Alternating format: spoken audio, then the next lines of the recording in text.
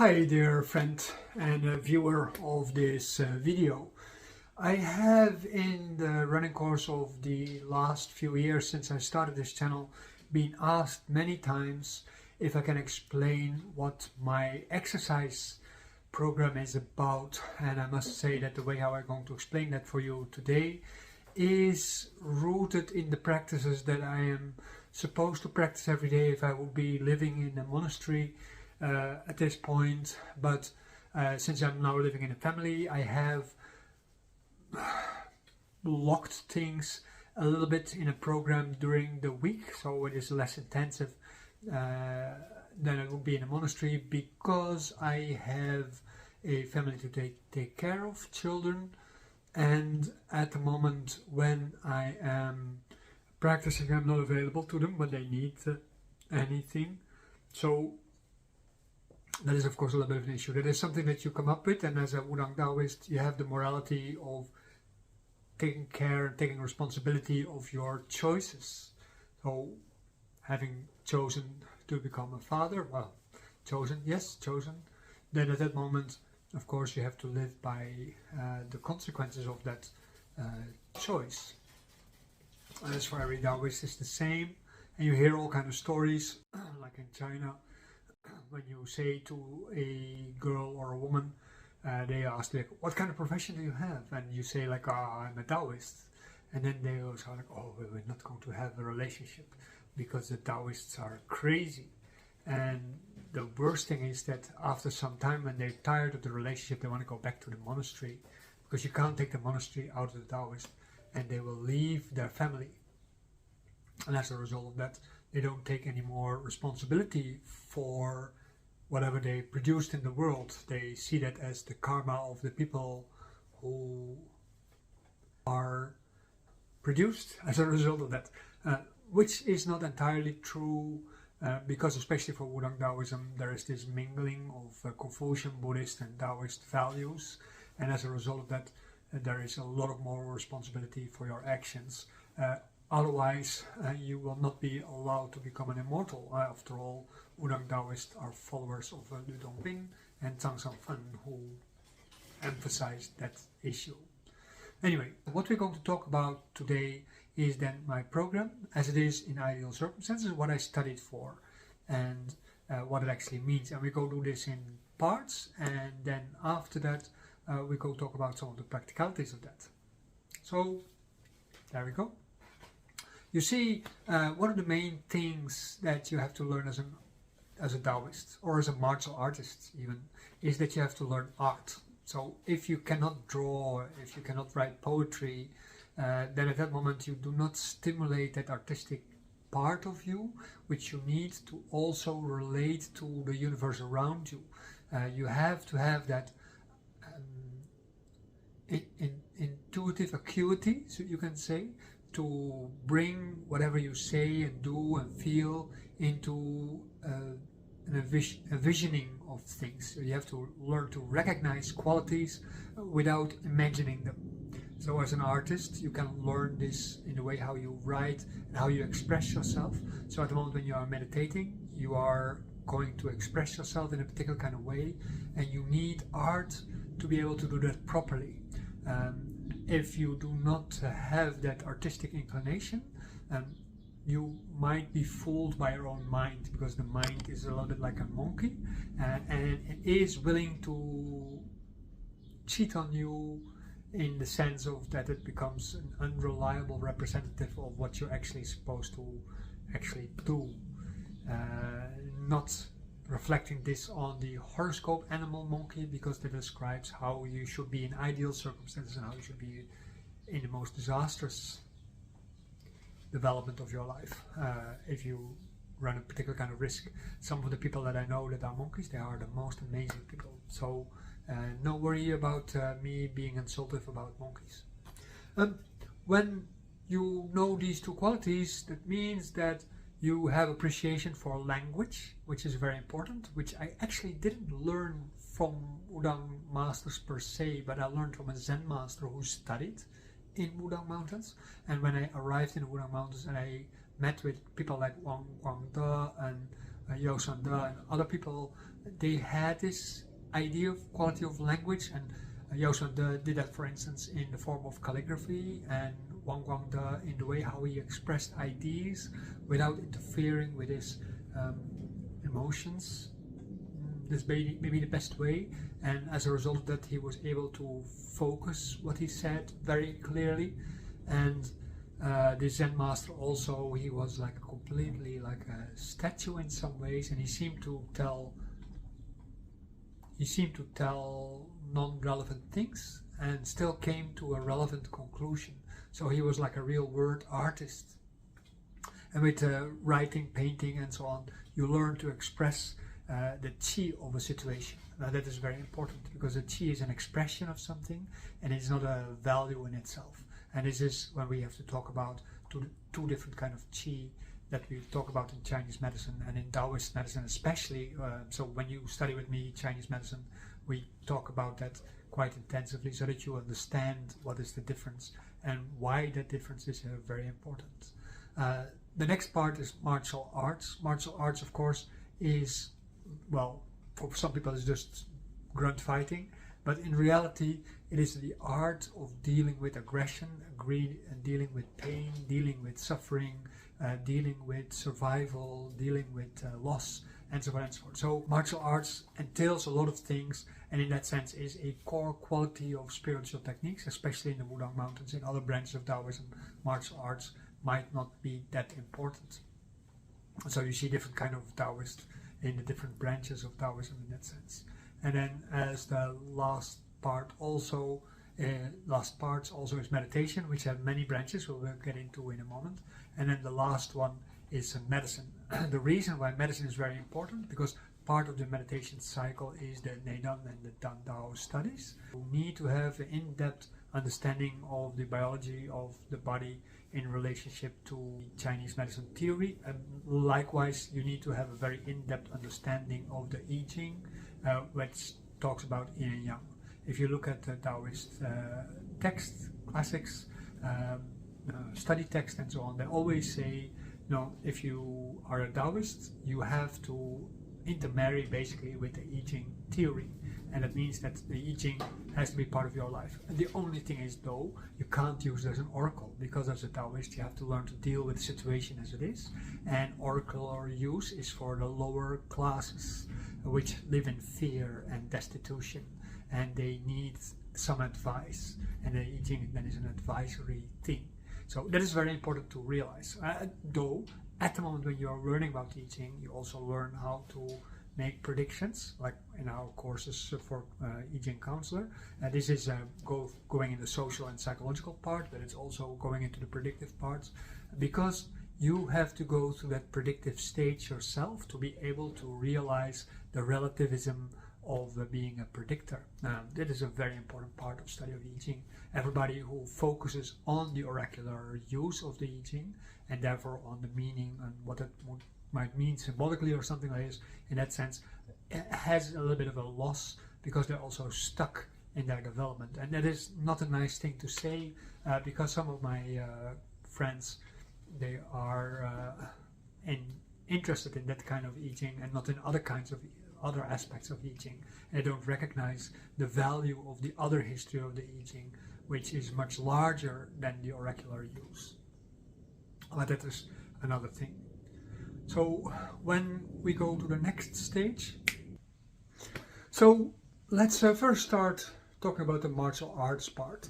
The martial arts part is a sort of a meditative training, like I said before.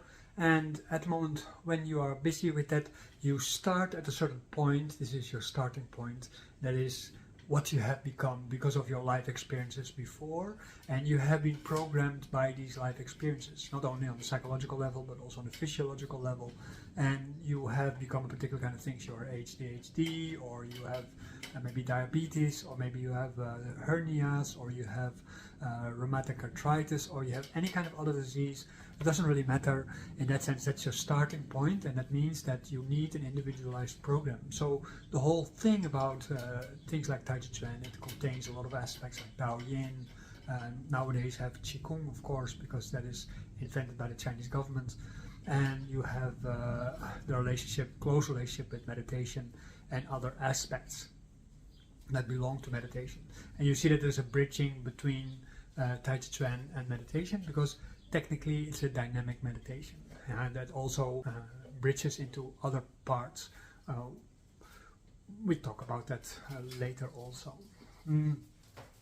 At the moment when you are in that level and you're starting to practice with your taijiquan, then at that moment also gradually you go a little bit further, and you see here you have to go to unity with Dao. And this unity with Dao is very interesting, because at the moment when you talk about unity with Dao, you talk about, sorry, I have to adapt my chair a bit. When you talk about unity with Dao, you talk about the Dao, basically, and it means that your actions have to be in accord with the Dao. And this is what the Yijing is for, because Yijing study helps you to recognize the will of heaven, and the will of heaven understands Dao best. It means that to a large degree in your training you try to find this unity with heaven, and as a result of that you come to understand the Dao. And the thing is, and I talked about it with on TikTok actually, with somebody I know, a Daoist from Canada. He made a few remarks, and I said, like, oh, but Dao is also a thing. Yeah? Dao is also, though, a no thing, and it's also not a thing. And there's a lot of different kind of things at the same time. But just to make a separation between Dao and other non-things, it is very important to realize that Dao in itself, because of its presence in the world, you can say, it also in a way is a particular kind of thing, but its actions are no things, right? So the things that are before Dao, like Wuji and so on, these are also non-things. They are what is called Gongfu. They are in that Gongfu stage. They are like they appear to be chaotic and disorganized, but they have this potential inside them, which is a sort of inherent patterning, and this inherent patterning is what Dao is based on. And the Dao, at the moment when it uses this internal patterning to help organize or regulate the production of things in the world as a thing itself, and also the thing outside of all the things, then at that moment it creates first qi, and that is the qi that we talk about at the beginning, which is so very different from what people normally talk about when they talk about TCM, because TCM is like a layman's form of medicine, you can say. Then at the moment when you get deeper into this, you start developing towards that. That is basically your main goal as a Daoist, because that is what you need to be able to make that bridge between the mortal world and the immortal world, and to separate yourself from the people who normally eventually just die, or become a ghost or something like this. And so you have to become a special kind of ghost or a special kind of being, and you need to do work for that. And because of the functions of taijiquan, you can help to become like that. When I started studying with Liu, after having studied taijiquan and qigong and some other things with other people, also with several Daoist, not Daoist, with several Chinese teachers, especially in the realm of qigong and Daoland,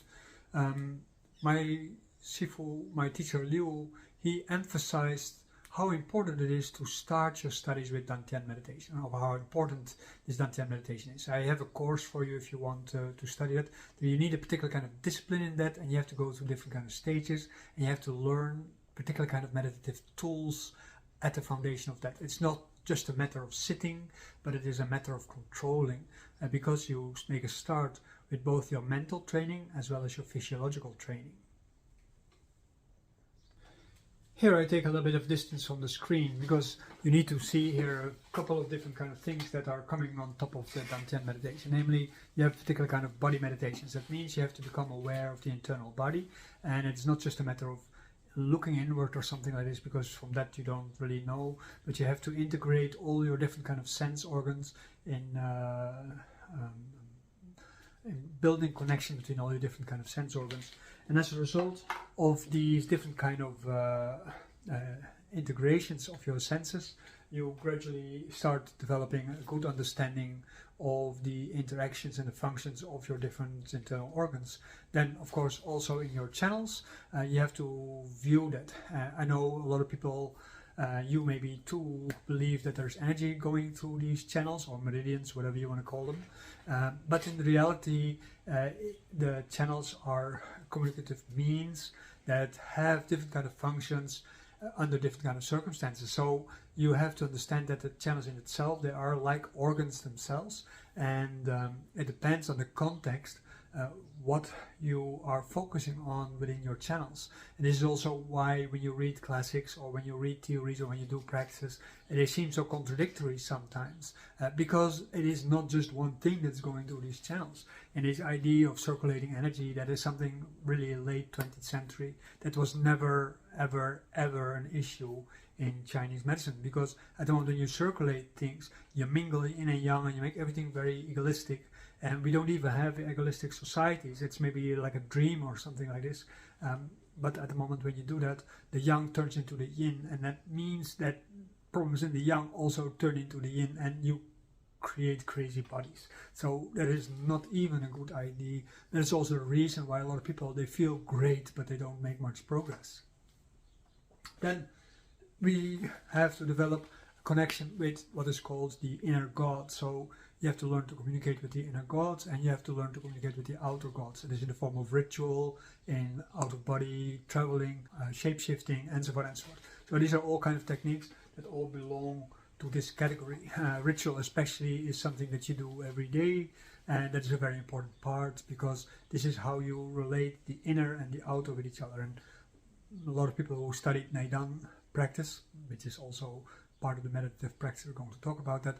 And at that moment, you also have to develop this fluent communication between the outer and inner world. And they talk about, as things are outside you, this is also how things are inside you. You find the first explanations of that in the Yijing, in fact. And the Yijing, especially the first chapters, but also several other chapters in the Suwen, they're actually alchemical explanations. You see reference to that about the things in there, and both the Daoism and the flower ornament scripture from Zhuangzi and so forth and so forth. So these things are very important aspect. And the outer gods, there are many, but it's also the relationship with spirits and so on. Daoism explains about that if you are becoming a sage, which you train to become one, when you become a sage, you have to be able to travel between the different realms of existence. And it means you have to be able to travel to the heavenly realms and the underworld realms, and of course throughout the world as a whole. And you have to learn to communicate with animals and plants and all these kind of things. So these are all part of the meditative aspects.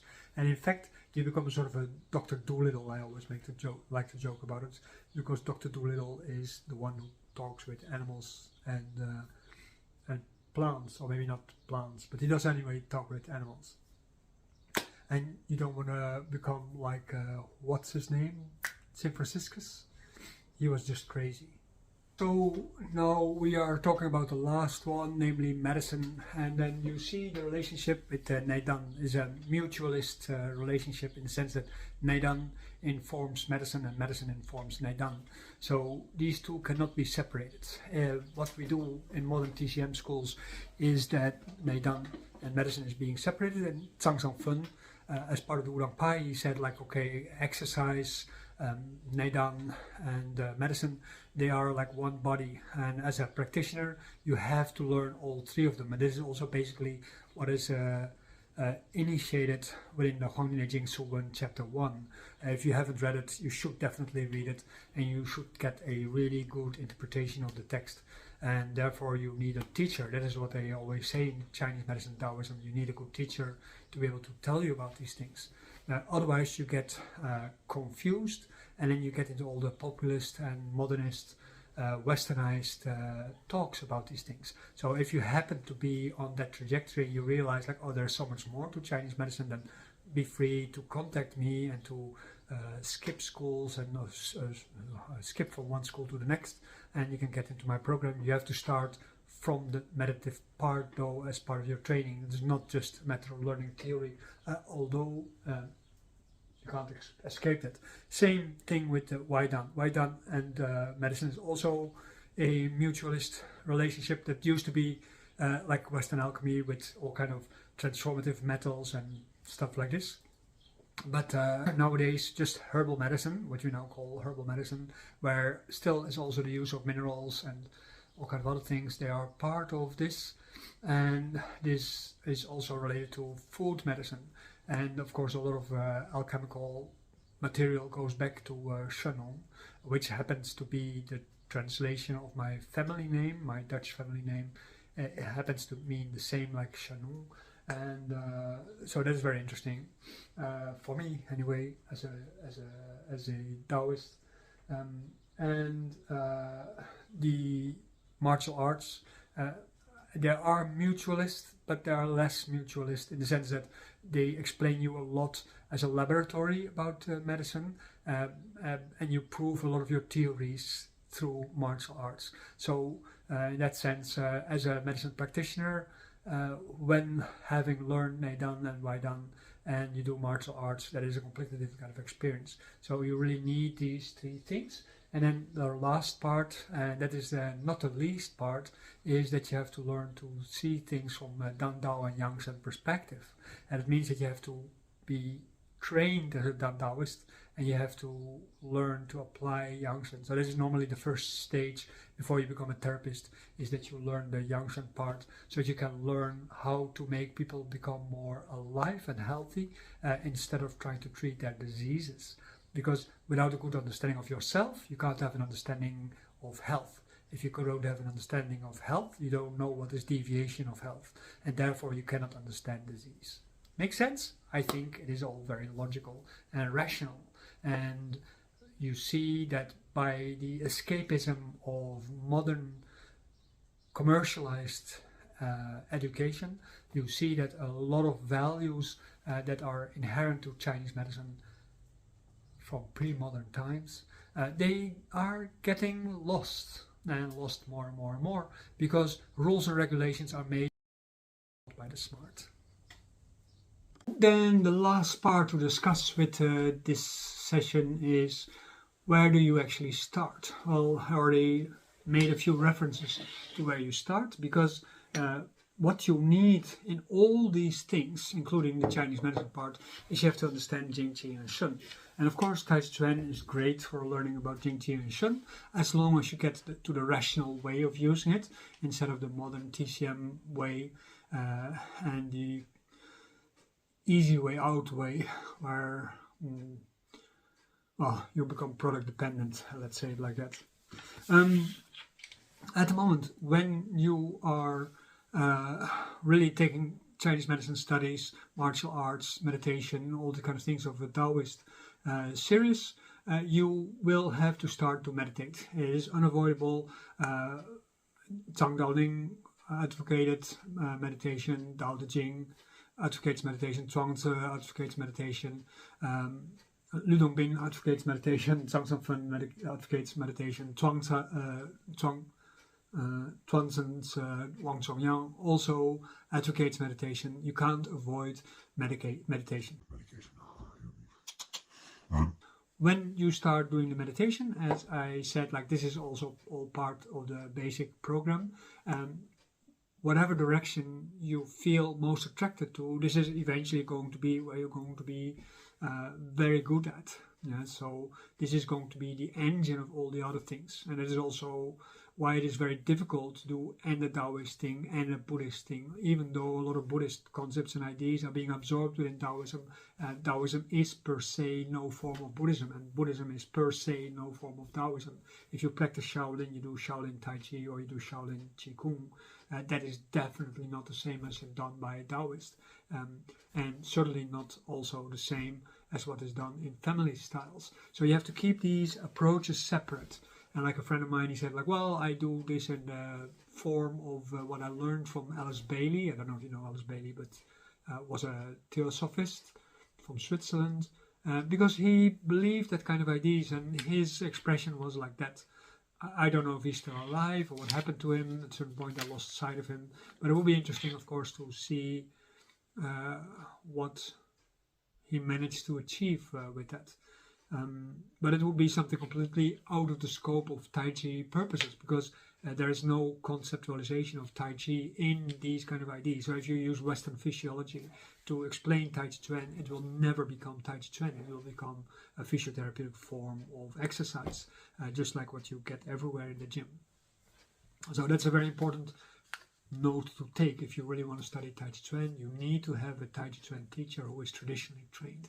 It is unavoidable, and unfortunately with our Chinese teachers, a lot of them come from the sports academies. Very few are Daoist, and even among the Daoist, very few actually understand anything about Daoism, Daoist practices, and they have never been doing much more than just practicing for their martial arts. They might in a later age be busy studying all the other things, but they are like additions because they try to, well, set up their business properly.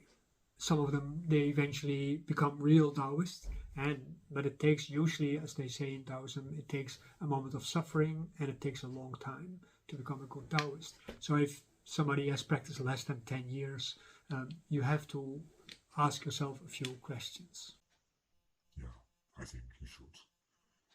For the rest, after that, all bets are off. So anybody might be amazing, but take that.